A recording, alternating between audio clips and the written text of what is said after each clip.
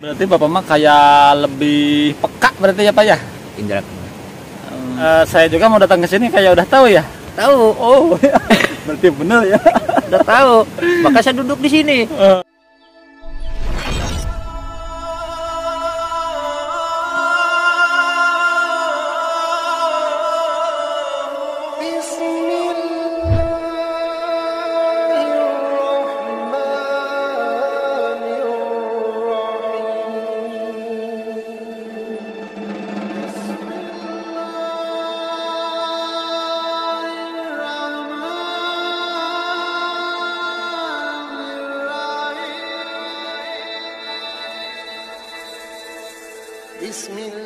Satu, dua, tiga.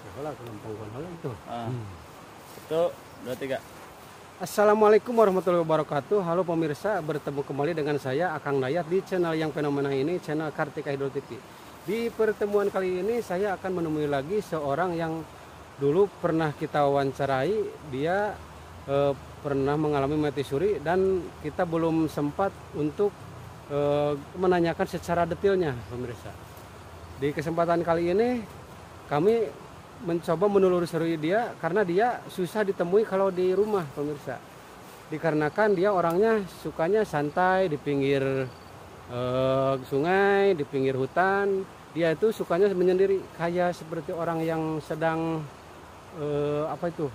kayak yang sedang semedi begitu pemirsa. Di video yang lalu kami belum sempat menanyakan perihal dia yang seolah-olah mempunyai hodang pendamping pemirsa. Seolah-olah dia itu seperti ada yang mengajak ngobrol, ada yang mengarahkan, ada yang menyuruh sholat. Seolah-olah dia itu ada yang membimbing pemirsa. Menurut kita tuh seperti hodang pendamping begitu. Dia berangkat kemana ada yang mengarahkan, dia pergi kemana ada yang seperti ada yang mengasih tahu pemirsa. Kita juga kesini seolah-olah dia seperti sudah tahu, karena kita samperin tuh dia malah pergi, padahal dia belum melihat saya. Seolah-olah dia tahu bahwa kita akan mendatangi dirinya. Dia malah pergi entah kemana. Saya susah lagi mencarinya begitu. Dan ternyata dia lagi berada di pinggir sungai sambil kayaknya tuh lagi nyari ikan pemirsa. Seperti apa ceritanya? Yuk kita tonton sama-sama video ini sampai selesai. Jangan lupa untuk teman-teman yang belum subscribe, mohon subscribe dulu. Belum pemirsa yang mau komen silahkan komen. Jangan lupa tekan tombol loncengnya supaya kalau kami membuat video yang baru ada notifikasinya begitu. Oke pemirsa, yuk kita jalan sama-sama. Oke teman-teman, saya melanjut dari pembukaan Akang Dayat di awal. Kita akan kembali mewawancarai orang yang pernah mati suri yang dulu pernah kita tanya-tanya. Dan orangnya itu sekarang lagi berada di sana, lagi cari ikan. Dan untuk mengakses ke sana kita mungkin lewat pinggiran sungai saja, dan itu mungkin lewat pinggir sini, lewat semak belukar. Tidak berlama-lama kita akan lanjut menuju ke lokasi. Dan ini kita sudah sampai di pinggiran sungai. Ternyata si bapaknya itu berpindah-pindah.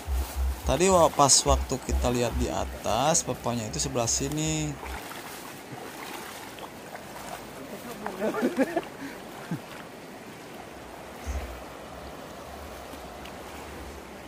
Cuman sekarang si bapaknya pindah lagi ke sebelah sana. Mungkin agak mendekati kalau di bahasa Sunda itu leuwi. Dan kita tidak pantang menyerah dan tidak mengurangi rasa hormat. Kita akan samperin dan tentunya kita cari waktu yang pas. Mudah-mudahan beliau bersedia untuk ditanya-tanya kembali.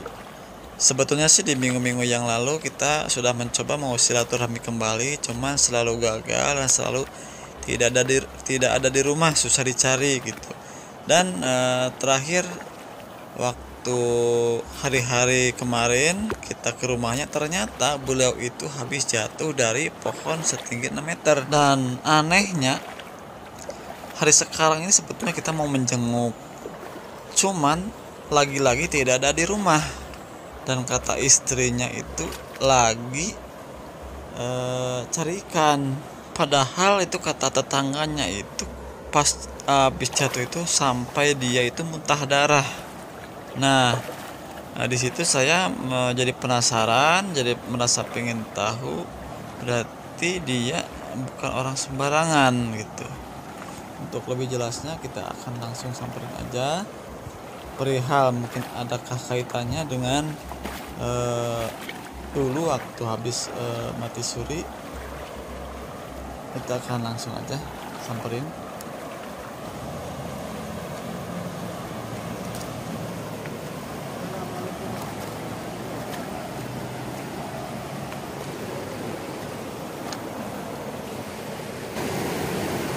Maaf gini Pak, ini teh saya menjawab kritikan dari teman-teman semua perihal yang kemarin saya banyak kritik.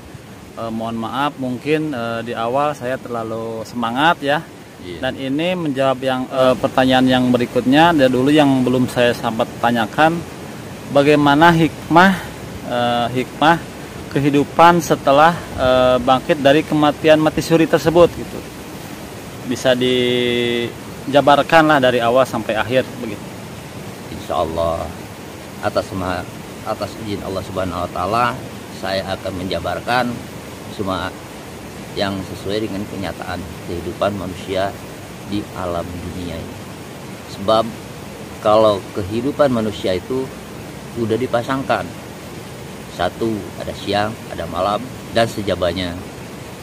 Hikmah adalah kebangkitan itu adalah satu, kita harus bisa menjaga keimanan dan ketakwaan terutamanya. Kedua, hikmahnya itu bila mana kita dapat dari seseorang yang menyakiti kita, jagalah ucapan kita. Sebab itu ucapan itu sebagai doa, sebagai manusia, itulah hikmahnya. Keduanya, hikmah dari kebangkitan itu adalah kita istilahnya apa tuh,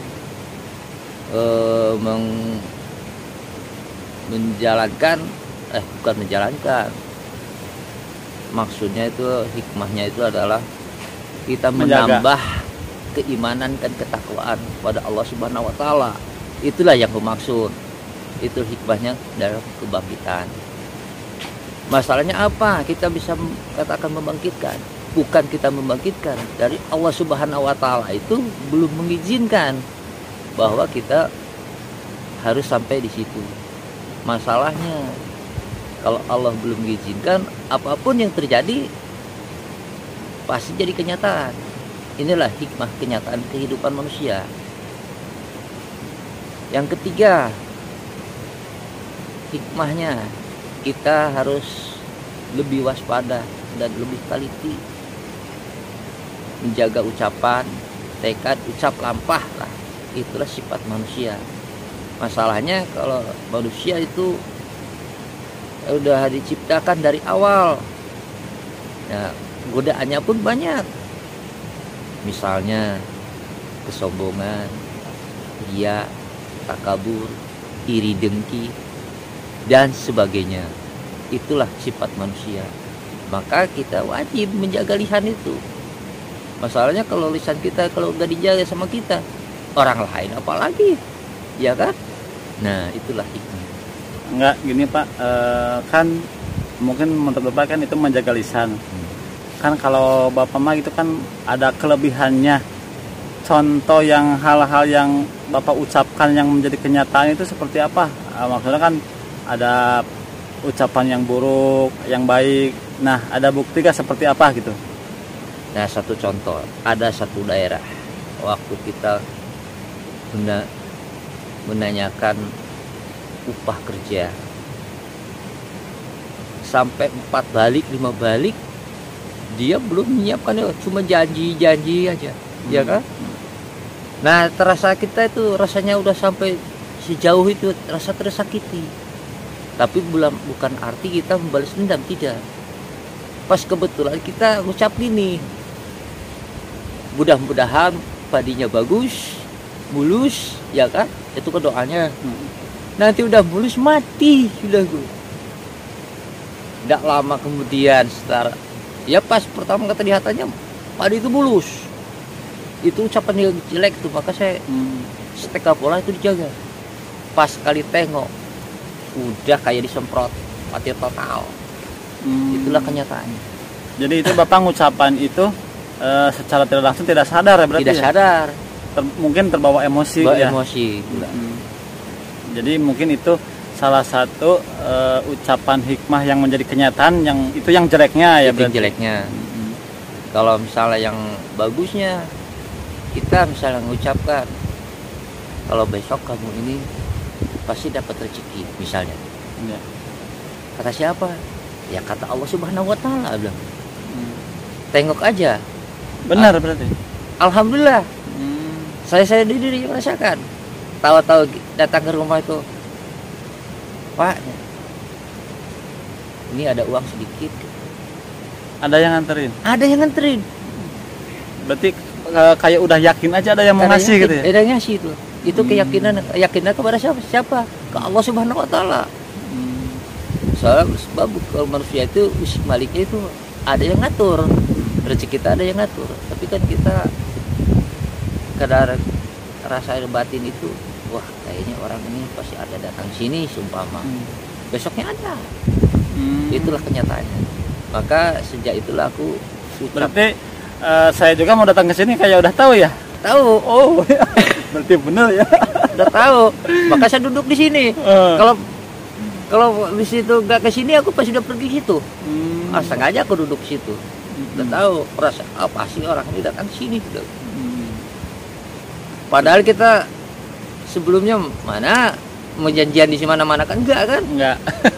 Malahan saya susah nyarinya Pak. Makanya Ke rumah nggak ada mulu gitu. apa sih? Makanya aku dari situ alon jalan itu biasanya nggak buat.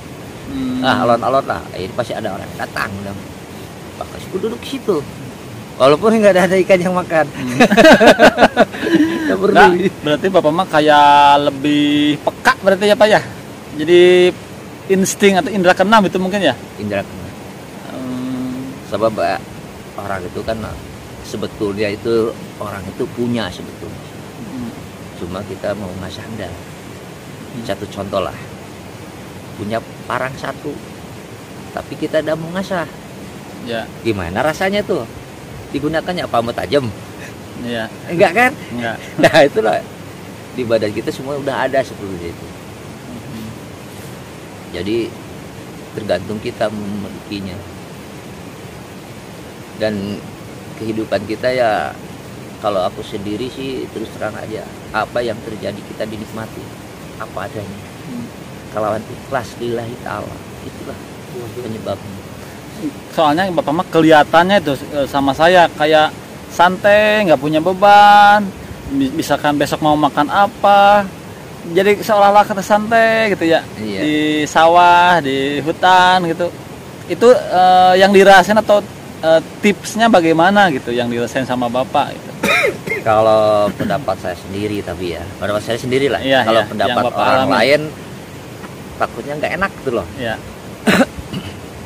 Kalau pendapat saya sendiri, apa adanya kita nikmatin. Mau punya duit, mau enggak, dinikmatin aja. Masalahnya nikmat itu lebih mulia dari segala-galanya. Satu contoh lah. Kita misalnya punya uang, ya gitu. Ya punya uang ya gitu. Jadi pikiran kita tentram. Nggak usah banyak pikiran. Masalah kalau kita terlalu banyak pikiran, apalagi yang pikirannya nggak jelas, apa gunanya hidup? Iya, iya. Itulah namanya pun kehidupan. Jadi udah dipasangkan, ada yang punya, ada yang enggak. Kalau kita sedang punya, umat salah satu, jangan sombong. Apalagi gak punya, jangan iri lagi. Itu sudah dijodohkan. Jadi kalau kita dapat rezeki, bersyukurlah pada Allah Subhanahu wa taala. Itulah yang sebagus-bagusnya kehidupan manusia. Apalagi ada pertanyaan lain? Terus itu kan tadi ada hikmah yang kedua tuh Pak. Waktu yang saya sempat kemarin tahu gitu. Iya. Bapak kan sempet jatuh tuh dari pohon setinggi 6 meter kalau nggak salah. Itu kalau terus ada ya lagi yang berita yang waktu di seberang Bapak pernah dipukulin oleh banyak orang, lebih dari 10 orang, kok Bapak bisa selamat tanpa cacat sedikit pun. Nah, yang kemarin yang terbaru aja yang kemarin itu yang jatuh dari pohon. Kalau orang biasa kan itu mungkin ya parah ya lah gitu. Tapi kan Bapak sendiri sampai muntah darah, tapi sekarang ini udah kelihatan sehat bugar gitu. Nah, itu hikmah apa itu yang tersembunyi di sana gitu? Ya itulah yang tadi itu, dari ucapan itu. Hikmahnya itulah dari ucapan. Kita waktu jatuh itu, ya kan? Ya. Sadar Allah Subhanahu wa taala kita pasti melindungi kita.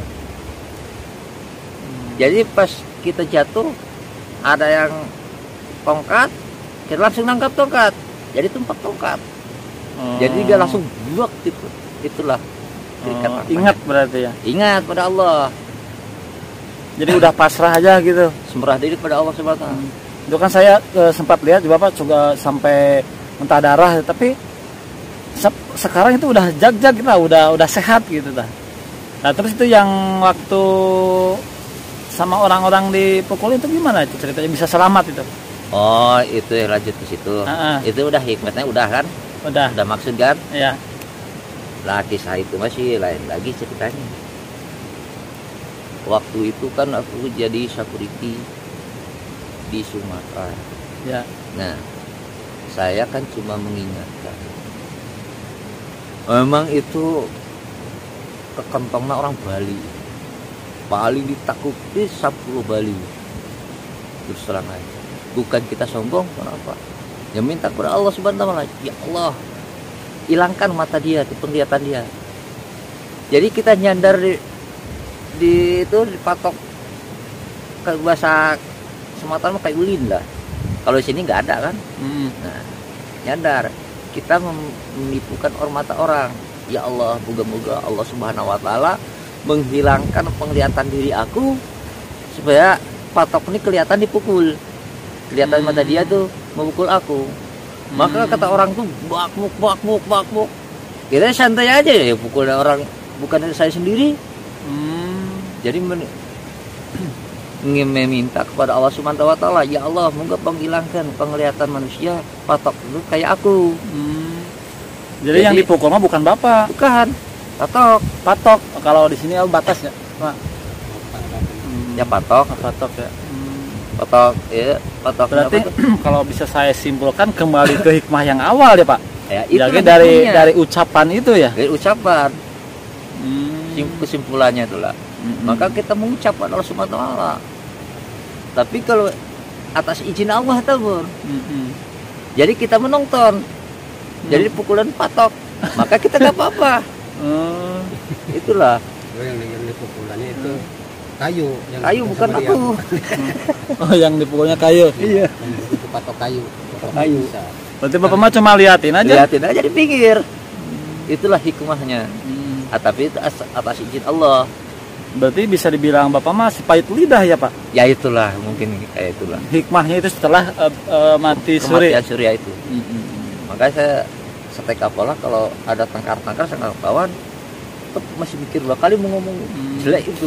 Mungkin gini ya Pak, itu yang mungkin yang bisa saya simpulkan kenapa Bapak sering menghindar dari kehidupan sosial, banyak menyendiri, ya di alam menyatu dengan alam seperti ini, mungkin salah satunya untuk menjaga tadi itu ya mungkin. Itulah. Salah satunya lah. Makanya saya, kalau misalnya tempat kita keramaian kadang-kadang gak terasa bikin tetangga emosi apa, tapi aku masih tetap berpikir-pikir kita kalau gak berakur sama tetangga sama siapa. Walaupun kita disakiti misalnya, tetap kita ambillah hikmah, pasti dari hikmah itu pasti ada kebaikan. Itulah kuncinya. Ini Pak yang terakhir nih Pak, biasanya tuh yang kebanyakan orang yang habis mati suri itu kan biasanya mata indera keenamnya terbuka tuh. Iya. Nah, yang pengen saya tanyakan itu, benarkah Bapak itu punya khodam pendamping gitu? Kalau khodam nggak punya. Ya. Kalau hikmah kehidupan ada. Ada. Khodam dengan khodam sama hikmah kehidupan lain. Misalnya kalau Khodam punya pegangan, kita menurunkan ilmu, ini jenis apa, misal kalau jin itu kan misalnya. Ya. Tapi kalau hikmah kehidupan semua orang punya. Itulah. Terus model penglihatan yang tadi saya sebut indra keenam itu, Bapak tahu nggak itu orang-orang yang mempunyai Khodam, orang-orang yang misalkan yang berhubungan dengan hal-hal goib, Bapak sedikit tidaknya tahu nggak itu? Insya Allah atas izin Allah, kalau manusia itu nampak ada yang baik, ada yang enggak kelihatan. Misalnya ini, saya mau nanya, ini dia punya Khodam nggak ini? iya Khodamnya sih ada terus terangnya. Orangnya baik kayak ini. Nah kalau baik buruknya itu tergantung amal perbuatan kita. Oh iya. Bisa nampak kok. Kalau kita mengatakan dia buruk, pasti dia tidak terima. Kalau baik, mungkin ada yang lebih baik, gitu kuncinya. Dia pun punya sebetulnya, terus terang. Punya ya. Berarti kalau, tapi ini jujur Bapak, Apa adanya, Bu. Bapak nggak, sekali lagi Bapak punya Khodam pendamping nggak? Yang menurut Bapak aja lah yang kelihatan sama Bapak itu. Kalau Khodam juga punya. Punya. Tapi kalau hikmah Kehidupan. salah satunya pahit lidah itu Bapak punya ada. ya. Kuncinya itu ada. Jadi bisa tahu apa yang bukan bisa tahu, dikasih tahu sama Allah. Oh, iya. Kayak itu contoh tadi aja, kayak kita mau ke sini, Bapak tahu itu sejenis ada feeling atau bisikan, Pak? Itu atas izin Allah. Atas izin Allah juga. Izin Allah. Berarti seolah-olah tahu aja berarti gitu Ya? Tahu aja berarti ya? Wah, pasti ada orang ini. Allah itu maha meninggal loh. Walaupun dari manapun, kalau kelampak kelepat tuh atas izin Allah tetap ketemu. Tapi kalau kita nggak bisa merasakan, pasti ada orang di sini. Mungkin udah pergi aku. Nggak mungkin duduk situ. Iya, benar. Walaupun mancing cuma di pasar ini. Dari pagi itu ya, Pak. Dari pagi itu. Kalau wah ini pasti ada orang di sini. Itu merasa batin kita. Udah terasa itu, Pak. Cuma itu aja. Berarti kalau misalkan berarti kalau melihat menerawang itu udah lebih dari di luar jalur ya, Pak? Luar. Nggak bisa melihat kalau gitu. Cuman ya berarti sebatas tahu aja gitu. Iya. Jadi kan kalau ke batin kita pasti ada seseorang itu, Allah Subhanahu Wa Taala itu udah ada merasa ke batin kita tuh. Oh, pasti ada orang di sini. Tolonglah jangan pergi mana-mana. Datang. Berarti itu bukan berupa bisikan, bukan, tapi bukan. Batin kita itu batin cerita. ya. Kalau batin dengan bisikan lain kan? Batin bisikan sama Khodam juga lain ya? Lain. Soal saya belum ngeh gitu. Kalau pendapat orang, kalau hikmahnya kehidupan itu dengan Khodam jauh berbeda. Jauh berbeda. Satu contoh, kalau Khodam berarti kita kan ada panggilan. Kalau hikmah berarti yang udah yang udah terjadi ada hikmahnya, ada manfaatnya. Iya. Nah itulah. Jadi kemanfaatan itu yang maslahat dunia akhirat. Ilmu hikmah. Ilmu Yang hikmah. Bermanfaat. Lain dengan Khodam. Jangan salah. Khodam dengan hikmah lain. Ya. Itulah perbedaannya. Tapi kalau yang bagi tahu, wah Khodam hikmah sama aja katanya. Padahal mah beda ya, Pak. Beda. Udah cukup segitu? Apa Ya. ada lagi? Udah cukup. Mungkin terakhir, Pak, nasihat, pesan-pesan atau nasihat bagi kami sama penonton mungkin yang mengharapkan itu tips-tipsnya agar hidup tenang, bagaimana agar kita terhindar dari hal-hal yang buruk, bagaimana gitu. Oh. Assalamualaikum warahmatullahi wabarakatuh. Bagi pemirsa dayanya semuanya, jadi hikmah kehidupan itu tipsnya satu, kita saling menyadari. Dua, kita saling mengasihi kepada sesama manusia. Sebab manusia itu nggak ada yang sempurna. Cuma satu, nyata Allah Subhanahu Wa Taala yang paling sempurna. Nah ada istilah ini. Apa itu? roh. Artinya roh itu adalah keikhlasan. Jadi kalau kita udah ikhlas semuanya, insya Allah apapun yang terjadi pasti kita nikmati.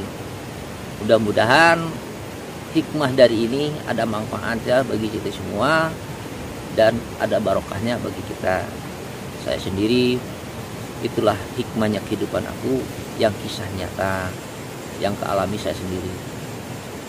Udah cukup? Udah cukup. Ya, terima kasih Pak. Ya. Nih,